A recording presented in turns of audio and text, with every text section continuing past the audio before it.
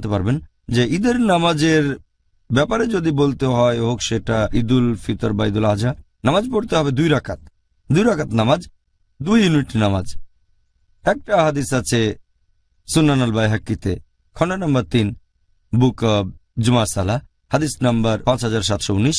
উমর রাদিয়াল্লাহু আনহু, আল্লাহ তার উপর সন্তুষ্ট হন, তিনি বলেছেন ভ্রমণকারীদের নামাজ 2 রাকাত, আদাহ নামাজ 2 রাকাত, তার মানে ঈদুল আজহা, আর জুমার নামাজ 2 রাকাত। এটাই হচ্ছে এই সব নামাজের পূর্ণ দৈর্ঘ্য, আর এই নির্দেশ দিয়েছেন আল্লাহর রাসূল। তার মানে ঈদের নামাজ হবে 2 রাকাত। 2 নম্বর পয়েন্ট, যে ঈদের নামাজের আগে আজান দেওয়া হয় না, ইকামতও দেওয়া হয় না। এই হাদিসটা আছে সহিহ মুসলিমে, খণ্ড নম্বর 2, বুক অব সালাহ, হাদিস নম্বর 1929। জাবের ইবনে সামুরা বলেছেন যে তিনি নামাজ আদায় করেছেন আল্লাহ সুবহানাহু ওয়া তাআলার রাসূলের সাথে 2টো ঈদেই, একবার বা 2বারের বেশি পড়েছেন, সেখানে কোনো আজান বা ইকামত নেই।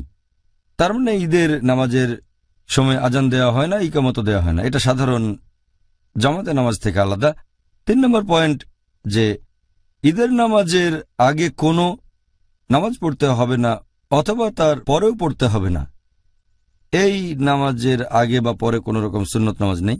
আর একটা হাদিস উল্লেখ আছে সুনান আবু দাউদে, খণ্ড নম্বর 1, বুক অব সালাহ, হাদিস নম্বর 1155। এখানে ইবনে আব্বাস রাদিয়াল্লাহু আনহু তিনি বলেছেন যে নবী বাইরে বের হয়ে আসলেন ঈদের নামাজ পড়ার জন্য ঈদুল ফিতরের দিনে। নামাজ পড়লেন 2 রাকাত, এর আগে বা পরে কোনো নামাজ পড়লেন না। তার মানে ঈদের নামাজের আগে পরে কোনো নামাজ নেই। এছাড়া 4 নম্বর পয়েন্ট, যখন কেউ ঈদের নামাজ পড়ছে তখন সে বলবে তাকবীর আল ইহরাম, মানে আল্লাহু আকবার, তারপর কিছু দোয়া পড়বেন। এরপর আমাদের দিতে হবে 7টা তাকবীর প্রথম রাকাতে, আর দ্বিতীয় রাকাতে দিতে হবে 5টা তাকবীর। এটা আমরা জেনেছি সহিহ হাদিস থেকে, আছে সুনান আবু দাউদে, খণ্ড নম্বর 1, বুক অব সালাহ, হাদিস নম্বর 1145 আর 1146। সেখানে হযরত আয়েশা রাদিয়াল্লাহু আনহা, আল্লাহ তার উপর সন্তুষ্ট হন, তিনি বলেছেন যে নবী যখন ঈদুল ফিতরের নামাজ পড়তেন আর ঈদুল আজহার নামাজ, তার মানে 2 ঈদের নামাজ, তিনি তখন দিতেন মোট 7টা তাকবীর প্রথম রাকাতে, আর দ্বিতীয় রাকাতে দিতেন 5টা তাকবীর। এটাই হচ্ছে ঈদের নামাজ আদায় করার সঠিক নিয়ম। এরপরে ইমাম সাহেব তখন বলবেন আউযুবিল্লাহি মিনাশ শাইতানির রাজিম, বিসমিল্লাহির রহমানির রহিম, আমি শয়তান থেকে রক্ষার জন্য আল্লাহর আশ্রয় চাচ্ছি এবং দয়াময় পরম দয়ালু আল্লাহর নামে শুরু করছি। তারপর তিনি পড়বেন সূরা ফাতিহা, আর সূরা ফাতিহার পরে নামাজের প্রথম রাকাতে পড়তে পারেন সূরা কাফ অধ্যায় 50। এরপর দ্বিতীয় রাকাতে পড়তে পারেন সূরা কামার অধ্যায় নম্বর 54, অথবা প্রথম রাকাতে পড়তে পারেন সূরা আলা অধ্যায় নম্বর 87, আর দ্বিতীয় রাকাতে সূরা গাশিয়া অধ্যায় নম্বর 88। প্রথম আর দ্বিতীয় রাকাত এরকম হতে পারে, এটা সহিহ হাদিস দিয়ে প্রমাণিত। তবে এখানে আপনি যদি অন্য কোনো সূরা পড়েন অথবা কোরআনের কয়েকটা আয়াত, তাহলে নামাজ হবে। এগুলো সুপারিশ করা হয়েছে, এগুলো হলো সুন্নাহ, আমাদের নবী পড়েছেন।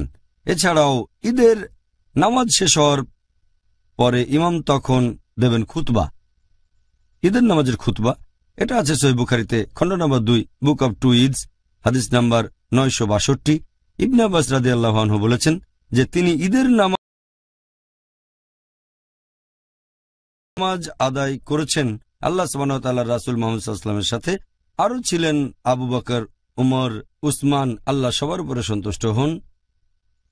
আর তাদের সবাই ঈদের নামাজ আগে পড়েছেন, তারপর খুতবা দেওয়া হয়েছে। এনারা প্রত্যেকেই খুতবা দিয়েছেন ঈদের নামাজ আদায় করার পরে। আরও একটা হাদিস আছে সুনান আবু দাউদে, খণ্ড নম্বর 1, বুক অব সালাহ, হাদিস নম্বর 1151। নবী মুহাম্মদ সাল্লাল্লাহু আলাইহি সাল্লাম ঈদের নামাজের শেষে আর খুতবা শুরু করার আগে ঈদের নামাজে তিনি বলেছেন, তোমরা যারা এই খুতবা শুনতে চাও তারা ইচ্ছে করলে বসে শুনতে পারো, আর যদি তোমরা যেতে চাও তাহলে চলে যেতে পারো।